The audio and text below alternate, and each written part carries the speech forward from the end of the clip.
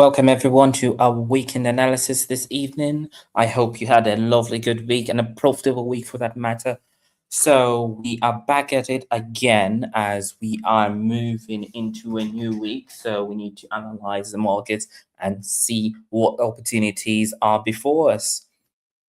But before we begin, please note that the 25% discount promo Funding 25 is still running and ends on the 2nd of March. So you literally have 3 more days before this promo ends.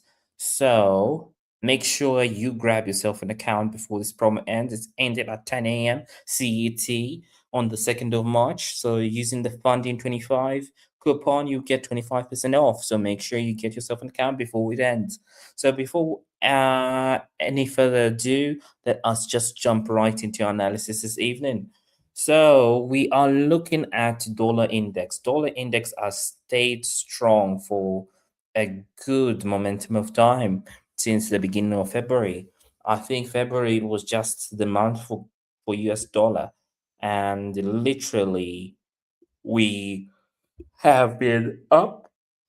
We didn't even come close to break even. Well, we did come close to break even, but we didn't really hit there. So break even is still set there. Let me make sure that I mark this. So the break even is set there, and dollar index hasn't flinched, not one bit. And NFP is next week. And don't forget, we are running the promo competition on Discord as well. So make sure you join our Discord community and vote for whether you think the dollar index will be better than expected, worse than expected, or as expected. So that is what we will be anticipating for this coming week. So make sure you vote before the voting ends on Friday. So next week we could be seeing ourselves even way above 98.20. So you know that what that means for most of the dollar related pairs. So we may actually even have a better than expected number for NFP. So let's keep that in mind as we go into next week. Then let's look over at euro dollar. So euro dollar has also been holding, didn't touch break even, just the same scenario with the dollar index, which is actually great. So next week we might actually be finding ourselves moving further down. So we are still at break even as well. So this line, the green one, actually represents break even. So let's keep an eye watch on that as well. So next week we could be seeing the same scenario with the euro dollar actually pushing all the way down, even probably reaching our take profit of 16700. That is not far at all. So it's very much possible that we might actually reach those levels next week. So let's also keep an eye watch on that. Right, then let's move over to dollar yen. Dollar yen has been performing really great, especially with the strength from the US dollar and the weakness from the Japanese yen, because we have been hearing talks of increasing interest rates while they don't want to increase interest rates. So it's been that tug of war of increase interest rates or not increase interest rates. So Japanese yen is really undecided. And literally, this is causing the yen to weaken day by day because it's causing a lot of uncertainty. And this is actually just propping it more and more up. And we're not too far away from take profit. So probably next week, we could also be seeing ourselves making a new high over here. Everything seems to be aligning really well with NFP. We're yet to see. Maybe this level may be even reached before NFP. So our anticipation for next week is that this move will continue also into next week. So let's keep an eye watch on that as well on dollar yen. Then let's look at pound yen. So pound yen, we had our move to the downside and we got stopped out, unfortunately, immediately when it moved to the downside. There was this consolidation while waiting for it, already broke out to upside. And then Right now, it seems to be in a pullback, but could we really be in a pullback at this kind moment in time? Well, this would be a great entry, of course, as well. We could enter just literally here and have a lower low stop loss just right there, and a high take profit there around 12,200. So let us keep an eye watch on that for pound yen. For this will be our play move for next week. Then let's look at dollar mexicano. Dollar Mexican is still holding in there, and we are literally been moving consolidating. So maybe next week we could also have a push down. But looking at these high highs that are being forming, it seems we might actually be breaking right above here. So next week we could even be preparing for the move to the upside with dollar Mexican. So let's also keep this in mind. They can actually put a pending order, and then we could be looking to come back all the way to 17.56. Then we can set also a lower low stop loss just right below there around 17.16. So that is what we're anticipating next week on dollar Mexican. Then CAD Swiss has been consolidating for the rest of the time, and we might actually be pushing further down next week if possible, especially with the sentiment really low here on the sells. So next week you might be looking to make a new low just below this previous low, and then we might even possibly reach our final target here where this gap happened.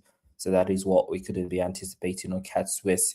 Then pound dollar actually came into here this area and then pushed all the way up and stopped us out immediately.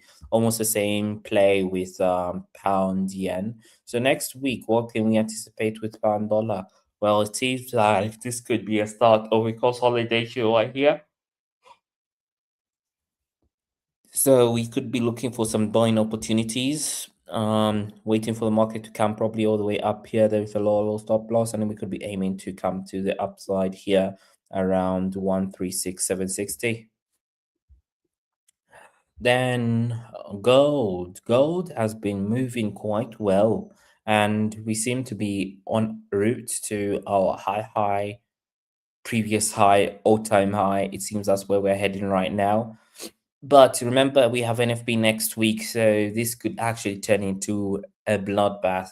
So we need to be aware of that as well. So on this point in time, I think even a break-even scenario could be great as well on gold, so that we do not have our hopes too high on this, but to be well prepared of what may come.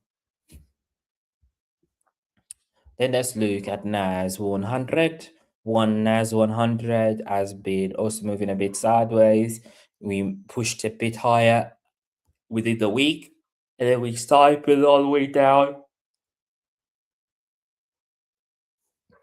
And so we are possibly just going to continue holding this till we actually make a new high. If we do make a new high above here, then we can move probably our position to break even.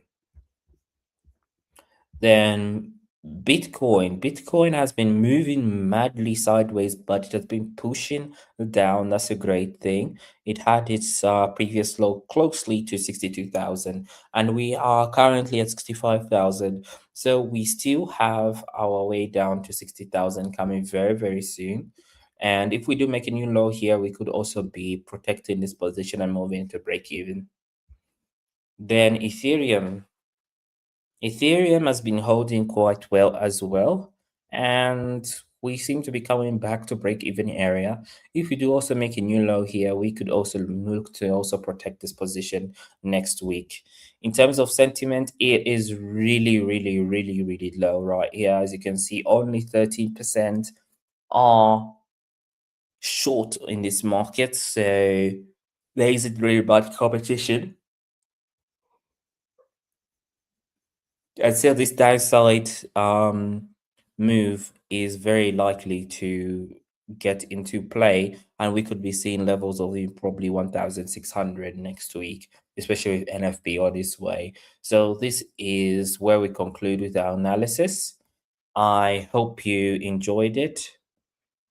Hi Nick, analyze US 30. Unfortunately, Gaston, we don't really analyze US 30 because US 30 kind of moves in the same way as NAS 100.